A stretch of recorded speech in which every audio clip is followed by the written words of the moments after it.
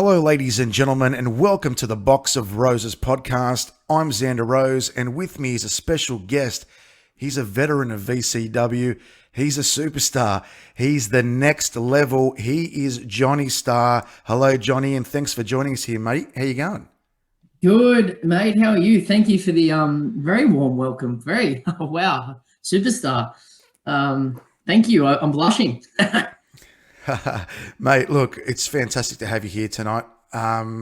Mate, what's been happening? Oh, well, first of all, I'd like to say thanks for having me on. Pleasure to be on too. So, looking forward to it. Just trying to live my best COVID life, I guess, at the moment. Just doing the thing, working and family life, trying to keep as fit as I can, where I can. That's about it, really. It's pretty much a repetitive sort of cycle, may not be the right word, but yeah, I guess a repetitive cycle because there's not much more I can really do. How about you? Yeah, mate. Look, it is tough, and you know the lockdowns. We can't really do much, which is sort of a bad thing, but it's also a good thing when it comes to making a podcast or interviews. So it's not all bad, but you definitely can't wait for it to go back to normal. That's for sure. Yeah, I hear you there. So that's something I thought, I can pick up on some of the things I've wanted to do outside of being able to, I guess, do what I love, which is wrestle and perform, especially in these lockdown periods. It's great to sort of pick up on those extracurricular things you wanted to sort of tick off as you go. So doing the best I can, just plotting along, and yeah, you can only really count your blessings if you have any, and try and remember about the positive things in your life, and it sort of pushes you through to the next day, and then you tackle that when it shows up as well. No, definitely, mate. We'll get straight into it.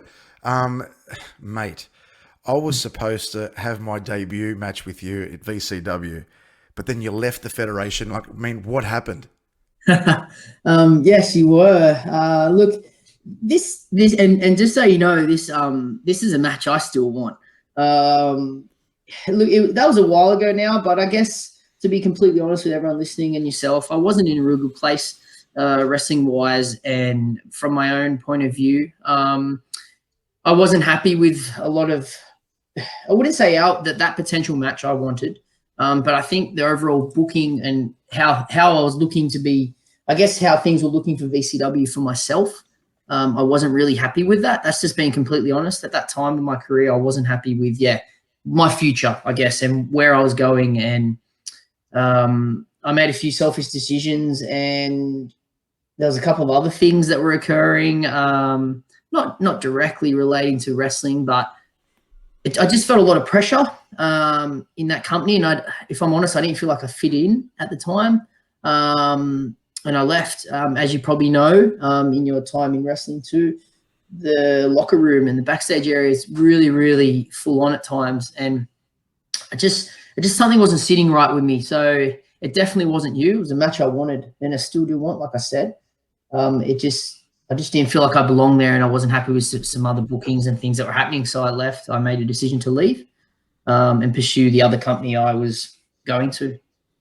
That's fair enough. Look, I mean, for myself, I remember, when I first started, you helped me out so much, and I just remembered, you'd help me with some ideas, or you'd record my ring work, you'd give me advice on how to do this, maybe better, and it just you really helped me there when I was just breaking into the wrestling. And for me, honestly, I can't thank you enough, because you really did help me, and I did really want that match, and I was really, really cut that we couldn't have that match. But look, you had your reasons, and fair play. But look, maybe in the future, we might be able to get that match. But again, it's just something where I really wanted that match, for my debut match. But you never know, things might happen in the future. Absolutely, it's one of those things. Wrestling, you can kind of leave or retire or do anything and always come back. I mean, some of the greats have retired multiple times and come back. So yeah, you never say never, I guess. Who knows, mate? And it's definitely something I'm open to. If I'm honest, I think it would have been a complete banger. It would have been amazing, and I still think it still could be. So I definitely never rule things out when it comes to wrestling. That's for sure. So, when did you start watching wrestling?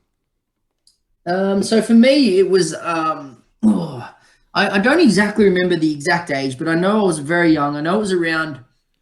I must have only been not even 10, so I can only assume it was around 5 or 6, maybe a bit older. Um, I can tell you the exact point. I walked in on so I was at home with my brothers and their mates were over, and it was a summer's day, and they were watching back in the day. I don't know if you've heard of a show, Wide World of Sports. Have you heard of that show on Channel 9? Yeah, yeah, yeah, yeah. Yeah, yeah. So they used to play wrestling stuff, and I walked in one day and they had a Survivor Series match on, and I was hooked. I saw all the faces coming out. It was a 5-team Survivor Series, traditional Survivor Series, so 5 heels versus 5 faces teams and tag teams. It was amazing. Like these guys running out in all these colors, the crowd, the music. The first 2 wrestlers I ever laid eyes on were the Rockers. So Shawn Michaels and Marty Jannetty, and their movements in the ring and what they were doing. Because I've always been a martial arts fan as well, but this was different. This was more than martial arts. It was just the theatrics and what they were doing. It just sort of hooked me, and from then on, I never looked back. I was a big fan. I'd go to the video stores and rent the videotapes when they were available. That was one of my highlights of my weekend, getting driven up to the video store to see what new tapes were out and the front covers. Well, the covers were amazing.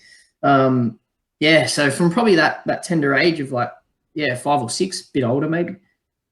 I started back Wow. then. I've never looked back. Yeah. Yeah, right. Because I remember going to the video shop as well, and when I was younger, but I was going around about 96, and I'd Yeah. get all those old tapes, and oh mate, it was my highlights of my weekend too. Going there, getting the $2 weeklies, and Oh, just oh mate, there was dream. nothing better. I'd be getting like the old WWF, I'd be getting old WCW, I'd be getting ECW, whatever was Yeah. there, I'd just be getting, and just life was the best back then. I tell you, it was just so easy. Yeah, man, it definitely was. It was just it's hard. It's so hard, like especially for non-wrestling fans to understand that. And but when like it's funny you mentioned those 3 companies around that time. I obviously I was watching around then too, but I've always been hardcore to the soul WWF. That's my thing. And I did dabble in WCW, especially with the talent that was around. Um, but yeah, like I can only imagine if I broadened, I guess my opened up my spectrum to the other companies, I would have been in I don't know what sort of heaven, because I Yeah. just go up and look for WWF stuff. But then if I was looking for WCW and ECW and all those feds, crikeys, I would have had a hard time leaving that video store to pick. I would have wanted everything. So Yeah, no, it was mate, so much to pick from. It was good. It was the old style WWE network back in the day, VHS, just yeah, loaded up. It was fantastic. it was. So your favorite wrestler when you were younger? So when I was younger, those 2 were what inspired me to start. So I couldn't go past Marty and Sean. I modeled my whole early stage of my career after them. My attire, my work rate, how I worked in the ring. And when I was younger, yeah. So it was those 2, and then it kind of as transitions happened. Then I remember actually when Sean turned on Marty, I sent him a letter. I don't know if he ever got it. I'm sure he didn't. I wrote a letter to him saying, yeah, it's a true story. Great, that's great. I wrote him a letter saying how upset I was, and I wanted them to get back together, and I was like crying when it happened, and I fully remember it. It's funny what you remember, right? And then as things progressed, I started really sort of taking a liking to Brett as well. And then probably around the mid 90s, that's why WrestleMania 12 was so hard for me. Sean and Brett ended up being my 2 favorites throughout my whole career. Yeah, so but those three easily when I was younger, Sean, Marty, and Brett. It's crazy we didn't talk about Marty Jannetty. I mean, what a fall from grace it was for him, eh? Like he was Oh, such a massive star, and I even yeah, remember like in Nitro, WCW Nitro, they even got him there, and he was still rocking out the Rockers sort of outfit, and it was just wasn't yeah it mm, wasn't working at all. But yeah, he definitely was a talent. But I mean, after the Rockers, he just there's nothing much to do for him. I suppose I don't know. They didn't use him well, but um, so you have worked in other federations other than VCW, or yes, I have. Yeah, I have. So I've worked for the other federation I worked heavily for was All Star Wrestling Australia. I've also appeared for Australian Wrestling Entertainment. only for, I think there was only 1 or 2 shows before I came back to VCW. And prior to that, when I was a lot younger, I worked for PWA, so Pro Wrestling Australia, and also UWA. So there was a company called UWA back then that did shows like every weekend. It was crazy. They were my main companies, and I've dabbled with some others. So I've done a few spot shows with AWF in Queensland, and a few other feds around Canberra that I couldn't really tell you their names. They were just one-off random ones, but they were my main feds that I spent a lot of time around. When and where did you start wrestling? So I started when I was sorry, V. So I started when I was 16. I'm now 38, and I remember I need to quote you this story, right? And I'm sorry I make you listen to it. It's not too long, but it sets the scene. So I don't know if you've probably seen Wayne's World when he's driving past a guitar shop and he stops because he sees a guitar he wants and he runs up to it and they're like, "You'll never afford it. You'll never be able to have it." And he's like, "It will be mine." Oh yes, it will be mine. So I had that exact moment when I was 16. Can't recall if I was driving or if my friend was driving his car. We were driving past Menai, and we drove past where Vulcan's school is. I didn't know about it though. I had no idea. And I just remember looking around as you do when you're in the passenger seat, and I saw this wrestling ring in this building. And I remember screaming, "Stop the car." Like I yelled, "Stop the car" at the top of my voice, like, "What's going on?"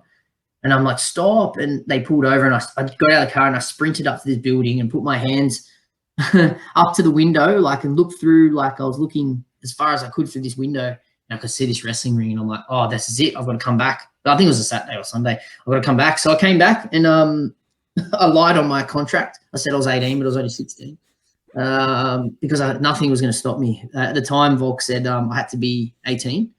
So, yeah, I signed up with, so as I'm alluding to, VCW, so Vulcan Championship Wrestling, back when I was 16, which would have been, I think that's 1998, if my maths is good. Maybe 1997? Oh, I can't remember. All I know is I was 16. And I joined up and I was going 4 days a week. It was like heaven. 4 days a week, 5 days even sometimes. I'd attend that wrestling school and I was in that ring 2 to 3 hours a night.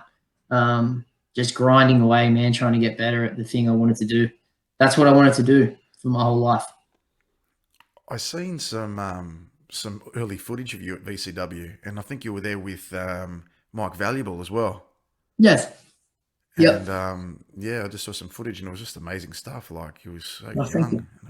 young. Yeah. It was really good to see. But I mean, speaking about Vulcan, I mean, what's he like as a wrestling coach?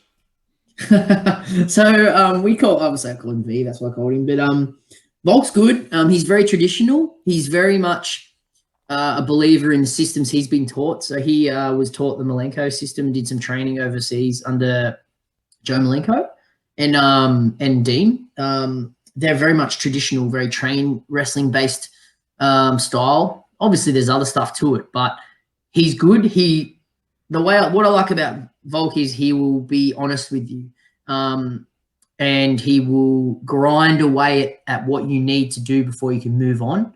Back then, he was anyway. You're not going to get in and start doing power bombs and moonsaults if you can't even do a headlock or lock up properly. And I'm a big believer in that. You probably know yourself how much I really care for basics and tradition and things like that. That's so important to me. I believe I could make a match better just by nailing down on the basics as opposed to giving a 10-spot match. So he was good. He was patient. He was tough as well when he needed to be. But he went through everything, and I think it was really good. I felt like I established a good relationship with him at the time. I actually tagged with him at a show. We had a tag match together. Wow. So that was a lot of fun. But yeah, as a coach, I was like considering some other coaches that are out there that I know of. He was pretty good. I'll give him that.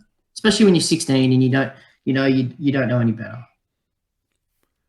What were your highlights or any highlights in your wrestling career? I mean, what stands out the most for you? Oh, I think. Oh wow, that's a good question. Look, I've only had it so recently before the lockdown hit. I'd be hard passed to say wrestling Robbie Eagles wasn't a highlight. So I wrestled him in June this year. That was my last match before we all locked down, and that was his last match before he flew to Japan and won the IWGP Junior Heavyweight Championship. So that was a big honour to be his last wrestling match in Australia. That's a highlight. Probably winning my championship in Wollongong that I won. Oh, wow, yeah. That's so tough. They're probably two of the ones that stand out the most. But I've had little ones too. Even if it comes down to just putting together a series of matches that work. For me, that's a highlight too. When you get the payoff, when the crowd is popping and reacting, and all based on the work you put in and the booking, I guess, of the match. When it comes to fruition and you see it work, that's a highlight. But yeah, in the ring, I think those two are probably my standout moments. Sadly, they weren't with VCW, but I'm hoping I can tick off some highlight moments with VCW before I hang the boots up. I think definitely you will. Also, I mean, as a pro wrestler, we take a lot of bumps and hits. I mean, in your career, any injuries, anything serious, any minor injuries? I mean, I haven't. Look, I've been lucky, so I've never had anything too serious. It's funny, that tag match I had with Vulcan, I got beat up pretty bad by the other guys. They were big dudes that I was wrestling, and at the time, I've actually got it on a VHS. Pretty funny. I was so tiny back then too, so nothing injured in that match, but definitely felt it. I walked away feeling everything in that. I was pretty sore, but I'd probably say I had minor knee surgery last year, which was more based on another sport I played. But I know throughout my career, the style I've wrestled and has lent to those knees. So my knees are definitely not as good as they used to be, and my ankles, but more so just weak knees now. Like you feel them a lot more. I feel the bumps more. I feel my knees. Like I've changed my style significantly in the last 2 years, just purely because of those sort of things. But I think ultimately I've never had an injury that's sidelined me massively, if that makes sense, or anything too serious. So I've been very lucky. any regrets in your wrestling career? Yeah, I do have a few. I wouldn't even say probably how I've acted at times would be a big regret. Like I said to you earlier, backstage morale, things like that are very, very big in Australian wrestling and wrestling all over. I know myself that I wasn't the easiest to get along with probably 5 years ago, probably up until 2019 even. I was pretty difficult, and I have a lot of regrets, I guess, how I've not spoken to people, but maybe reacted because I wasn't happy with something. I have a lot of regret. I have a big regret not chasing my dream when I was young, not going overseas. That's not to say I'm not happy with my life now. I've got a beautiful family. I'm very, very lucky, and I would never trade them in for anything. But that's one thing. I just wish I'd gone and had a crack at something when I was younger. The guys, with the opportunities at the moment, you yourself can see how much wrestling's blowing up at the moment, and especially in this country, the opportunities are there now, and we never really had the same opportunities. So you mentioned earlier, training with Mike Valuable. Me and him, we had another guy as well. Like, if we had these opportunities back when we were younger, when we were 20, 21, I have no doubt that we would have done more with it. But I also have to blame that on me. I didn't chase hard enough. I expected things to come to me, especially knowing V and his hookups and who he knew. So I'd regret that. I regret not chasing my dreams and at least having a go.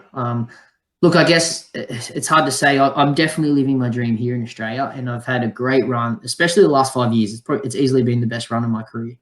I've been so lucky. I've wrestled Robbie Eagles. I've won a championship. I've wrestled interstate. I've headlined, shows, main evented shows, and been on the radio and been in the paper and so it's felt like I've been living that life, but I never took it overseas, where I guess to me that's the proving ground, right? You really want to know if you can mix it up with the the top tier talent over there. So that would be my biggest regret, not chasing when I was younger, just to see how I go. And like for VCW, I mean, your goals in the future. I know now you're tagging with Mike Valuable, but yeah, what are your goals now in the future for VCW? I've obviously when the lockdown's undone. Ah, yes. Well, I am absolutely tagging with Mike. So me and Vabel have been trained together for this 20-year period. So I consider him my closest friend in wrestling. He's very like-minded to me, and but his knowledge is even more so. Like, yeah, he's a former PWA champion, so he's been at the top of the pinnacle of arguably the biggest company in New South Wales in terms of how long they've been around and what their audience they have now is huge. So he's been at the top, and I think for me, I really would love to win those tag belts with Valuable. I think it would be a huge accomplishment, especially being able to put my name in the Champions Hall for VCW, where I started and I grew up with. Sure, I ventured away, did my own thing, and tried different things, and I did leave when we were slated to have that match, but I had my reasons. But now that I'm back, that place has always been my not my baby, but well, yeah, my baby. But I just sort of my own attitude got in the way and my own ego got in the way. But now I understand things so much more. So moving forward for goals, I really, really want to I really want to win those tag belts. I think that would be great fun. And just have some good matches with some young talent and enjoy whatever time I have left. I know that sounds funny. They're not really like goals. Maybe the title ones are, but I really believe that's important, especially in wrestling. If you stress about every match you have and you panic and you worry and you can't enjoy it, and it takes so much away from you. It takes so much energy in panicking that when you get out there, you forget to enjoy yourself. It happens to everyone. I don't know. Have you yourself been in that position with matches you've had? Yeah, when it's you go like on robotic mode where it's just like you're just so concentrated on your match or you don't want to stuff up anything, and it's just like you got to really enjoy the moment. But I think that also helps as the more matches you have, as the years go by, you sort of get a little bit better with that. But I found, um, you just got to try not to be too robotic and just really enjoy the match. And yeah, I think that's really important. It makes a huge difference, and it's so funny. So for the last like 5 years, I've been I was really focused on having these 5-star classics, right? So from bell to bell, they've got to be the best. I've got to be the match of the night. I've got to be, no one can top me. And that was the attitude I was kind of talking about, that I look back now and I'm just ashamed of. I was like, oh, it was taking over my life. It was becoming, my passion's one thing, but when I've got another job on the side and I've got a family, and when it was taking over those things, it was starting to be a bit ugly. So I just had to make some adjustments and change how I thought. And now the priority for me is I just want the guys I'm in the ring with to come backstage and go, man, that was so fun.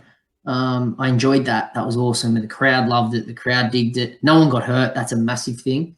When I wrestled Robbie, I actually learned so much in that retrospect. Like you stress so hard. You want these guys to give you this feedback that you're, oh, am I good? Am I good? Yeah, they don't look at that. Their number one is I'm not injured and I can wrestle again, because that's their bread and butter. He's employed by New Japan Wrestling to be a pro wrestler, so Yeah. he can't afford to get injured.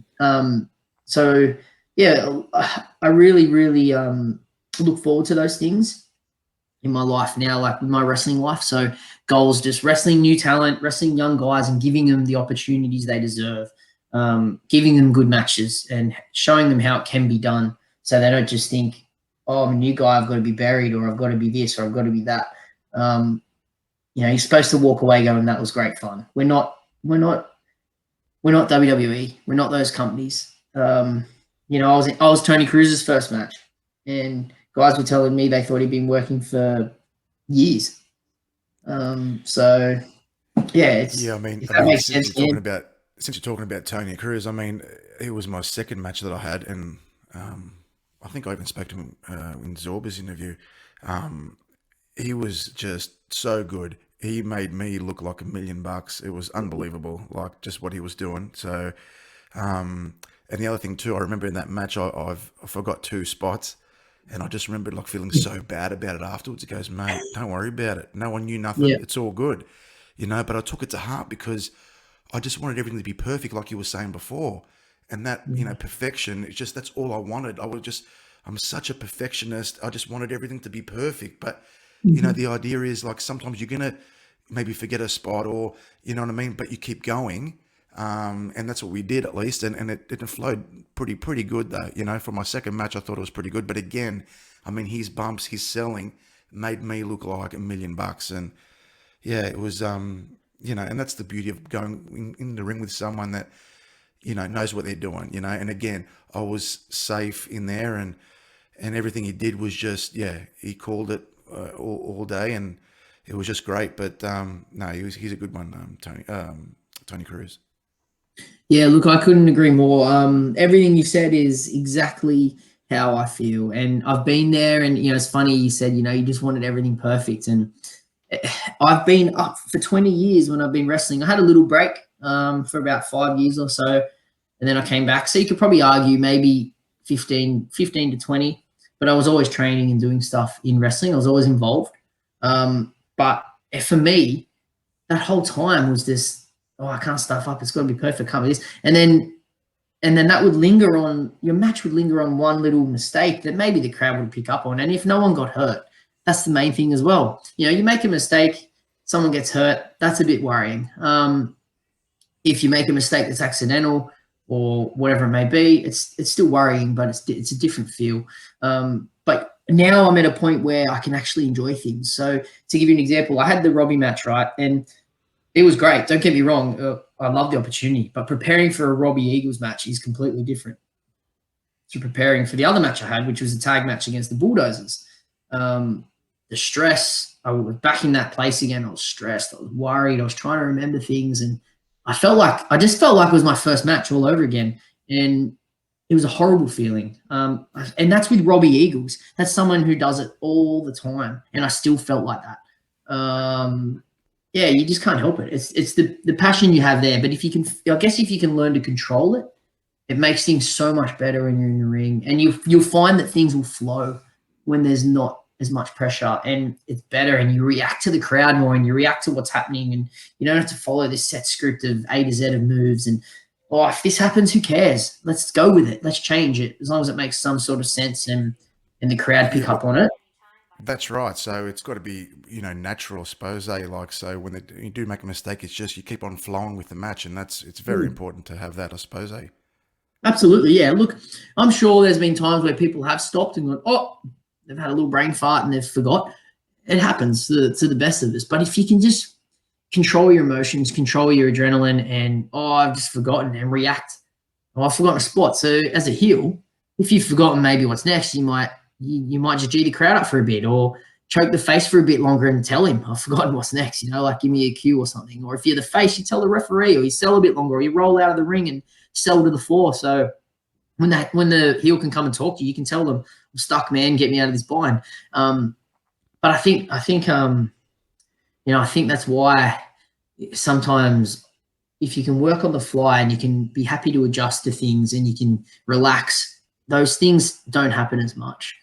And you'll have a different feeling. You'll come through that curtain and you'll be buzzing because you're like, that was perfect. And that's what I felt with my match with the Bulldozers. Is probably one of my favorite, probably my most favorite VCW match I've had so far, because the crowd were into it. They were booing the heck out of me in Vable, and they wanted them to kick our butts so bad. And the bumps were taking, and they made us look good because of their selling, and the crowd just wanted us to lose so bad, and the nature of how we did it and everything was just perfect, and it was amazing. For me, it felt like the first time I've ever had fun in 20 years, I reckon, wrestling. And I Wow. can honestly, look, I've had a series of matches with Tony Cruz. I've had 6 matches, I think, with him, and I've had fun with them, but it's a different fun. There was still something different about those matches. I still wanted to book them and book them and have them structured in a way that would be, no one's going to top this. Yeah. But I still had fun. All right, so now we'll just go into something a bit more relaxed, I suppose. In VCW, who's the nicest guy in the change rooms there? Oh, If there wow. is anyone. Yeah, look, this is you know what? I'd have to say this is probably a really easy question to answer. It's got to be Chris Zorba. The guy, you're not there anymore, so I can't even kayfabe and say you because I'm talking to you. But but Zorba, for guys that are there all the time, Chris Zorba, absolutely. The guy is always looking out for us. You know, I remember when I wrestled the Dozers, I did this spot, and this is showing my age a bit, and I botched it. Oh, look at that! We're talking about botches, right? And the way I landed a bit awkwardly on my forehead and the top of my head. And he was the first person through the curtain to check if I was all right. And it really warmed with my heart. I was like, what a nice guy. Like he didn't have to come out and check on me, and he did. And even at the end of the show, he was still like, oh my God, man, I'm still stressing about you. You're all right. I'm like, I'm fine. Yeah, so he's always been the most humble, most down-to-earth guy in that locker room. He's not out to be better than anyone or have an ego. He does it for fun and fitness and the love of the business. And yeah, you'd be hard pressed to find a better guy apart from yourself than him. It must be a Greek thing. Yeah. No, but Absolutely. I'll be honest. I have to agree 1,000,000% there with Zorbs. I mean, Chris Zorba is one of the nicest guys you'll meet who'll do anything for you at any time. He's just that type of guy. But no, he's a top lad. Now, on the other side of the spectrum, who's the biggest grub or pest in VCW? Ooh, trying to get some heat on me here. Yes, It's quite interesting. I want to see if you say the same thing that I think I've got a feeling now that we're talking Zorba, I've got a feeling I know who he may have said. Now I was thinking, as you just asked that question, right? There's a couple of people that come to mind. There's two in particular, but I feel like I'm going to go with this one answer just because you just never know if this is him or if it's him in character. And I'm going to have to say it. I love you, man, but Lee the Man Moreau. Mate, you got it. You got it. The man that never changes. The man that stays in character 24/7. 24/7. 100%. And you know what? Sometimes you think you're breaking through and you think you're having this conversation, and then next minute you're like, oh, there it goes again. I was looking at a clip the other week of something on, I think I may have found it on my phone, of an old VCW clip, and there he is in the background. It was a good spot, and I'm like, he's in the background doing like the worm or something, or just doing some gestures that may not be appropriate for his podcast. And I'm just like, wow, really? And God love him, but still at the same time, 24/7 heel. Yeah, he is. Yeah, but yeah, he's good at what he does. But yeah, I just couldn't think of anyone else. The next person that I think was almost going to would be chomping at his heels would be Renegade. But anyway, he's got a long way to go before he gets to the man stature. The Renegade. Yeah, no, that's pretty much bang on there. So any Sorry, can I tips cut you for off any there? young? Can I just cut you off? Sorry. So was that what your other guest said? Yes, that's correct. That's what I was like. Yep, you nailed it. It's actually quite interesting to see when we get others on the show as well what they're going to say. I've got a feeling they'll all be saying the same answer. It's you should keep funny. a tally. Yeah, I know. So, like, if there's any tips for any young wannabe wrestlers out there, what would you give them now that with all that experience that you have? What would be some advice for them coming through? Oh, man, there's so much advice I give. Like, obviously, I don't have a spare 40 minutes to tell you, but I can give you some basics that I think like a 2 or 3 or maybe a few more core principles. There's not just one tip. If I could give one tip, I could. It'd be very hard to narrow it down, but I feel like there's 3 sort of principles that I would say to any young wrestler that's I guess coming up or wanting to try it. First of all, I'd say know know your character and your gimmick, whatever it may be, and what you want to do with it, and believe in it. And by that I mean, if you draw a tree and branch it off, have convince the people before they even know who you are that you're someone. So look the part, be the part, know what it is you want to achieve. So many people in the industry I see, these new guys, they're keen, like they're, and I can only use some examples from interstate and stuff like that. I've seen people that are, and this is just me being really technical, right? They come up to me and they say, "Oh, hey, I'm such and such. Hey, how you doing?" And they want to talk about what sort of wrestler they are and everything. One particular guy was, I remember he was like 14, not even, and he was probably like 30 to 40 kilos. I'm not joking. And he was smaller than me. I'm 5'3". And he said, "I'm a striker." And I'm like, "You're a striker?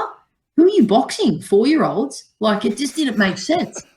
Like, you couldn't strike your way. And I'm sorry to be mean, but he couldn't. I'm a heel anyway. Now I'm a heel. He couldn't strike his way out of a wet paper bag. So that's my point. You don't.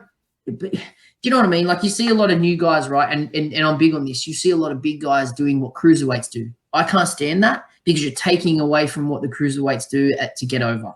If you're a big man, if you want to show athleticism, I get it. But if you're going to come out before a cruiserweight title match or whatever it may be and do a 450 or a moonsault, how are they supposed to follow it? So know your character, know your gimmick, and really, really believe in it. So have the gear, have the music, and have the persona that matches. That would be my first tip. Don't bounce. Too many people bounce around.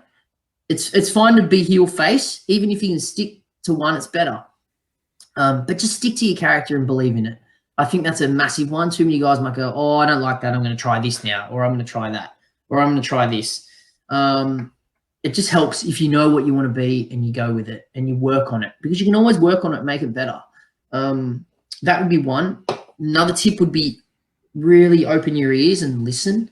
There is, believe it or not, a rite of passage, or not pay your dues, I guess, because that's kind of not as around as anymore. But in the bigger feds, there's still a rite of passage and a structure you follow. So, if you're a new guy, be open and be respectful to anyone that's in that locker room. Don't think you're better than everyone because you may have better gear or you're this new guy that's on fire at the moment. So really just be open and respectful to everyone backstage. And then my third tip would be slow down, and really understand what you're trying to tell in the ring. Too many guys just want to get their moveset in and do this and do that, just because they think that's how you get over. Some of the best wrestlers in history have gotten over from not throwing a single punch in the ring or a single move. It's not about the moves you do. It's your character. It's how you relate to that audience. It's the gimmick, and it's I guess the story and the psychology you tell in the match. Guys will go 100 miles an hour in a match. They won't sell any moves, and I can see what's coming next because they're so focused on the end result of that spot that the moves leading up to it, they don't put any effort in, and it looks horrible. They're just so focused on, I've got to get this Hurricane Runner in, or I've got to get this drop kick in. So the clothesline I'm going to throw that you're going to duck, and the elbow, I'm just going to throw them because I know you're ducking them. I'm just going to put them out there, and if you duck, you duck.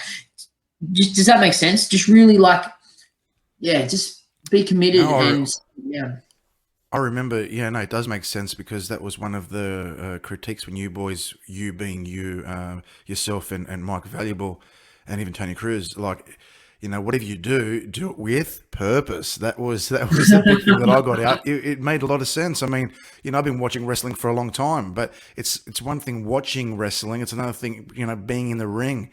So Absolutely. learning from people that have been doing it for a lot longer and telling you the reasons why. Be believable as a character.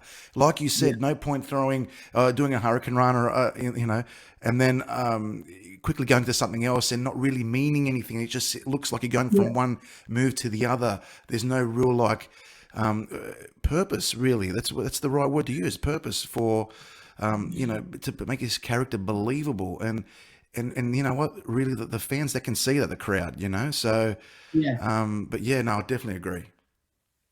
I think I see so many guys and they may execute their matches really well, and they may do so much stuff in it, but they just go from A to Z and there's no selling. And I made a comment on Funny enough, I'll talk about it later if we bring it up, but I've got my own podcast that I do as well. But I made a comment that I watched a match. There was a match on one of my cards that I did before lockdown, and these two guys, right? They're being sort of painted as the future, but I couldn't watch their match because it went for 15 minutes, and there was like so much action, but there was no reaction, there was no selling, there was no stopping to appreciate what I just did. So like, if you hit someone with like maybe two clotheslines in the corner, let's say you whip someone to the corner, clothesline, whip into the other one, clothesline, whip into the other one, clothesline, and then a bulldog. That's a pretty big spot. These guys, guys, I'm not saying these guys did it, but I see guys will do something like that, and they'll pick the guy up after the bulldog, and then they'll hit him with like a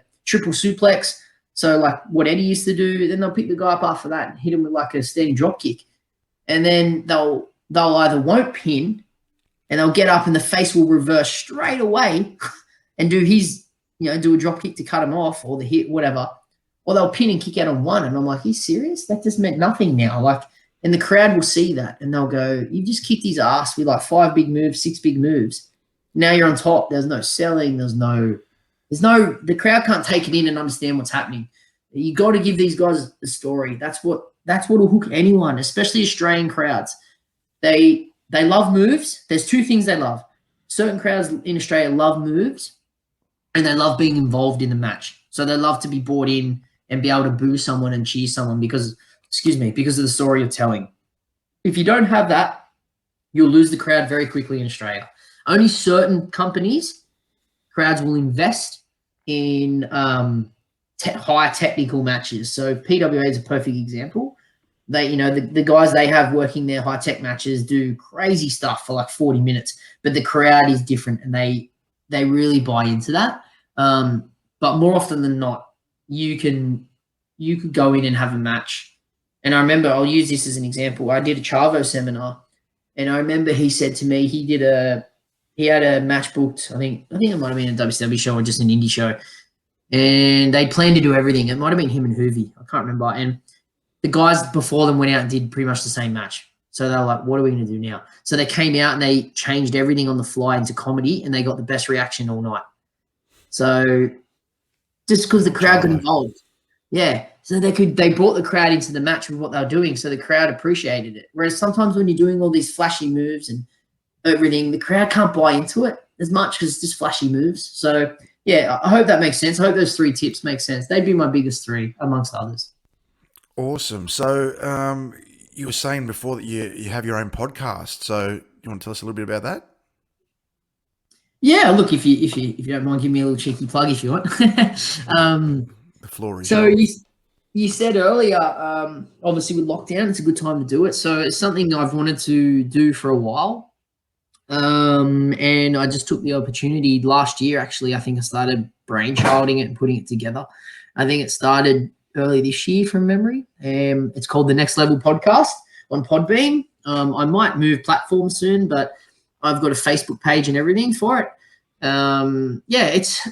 The story and the question I've pitched to people, it's basically about, is pro wrestling dead? And I'm answering questions and discussing pretty much the things I don't like with pro wrestling. So, and I've given you a few examples today of what I don't like, but my podcast is solely based around that. Is the art of professional wrestling dead, and why I don't believe it is. So I haven't answered that question yet.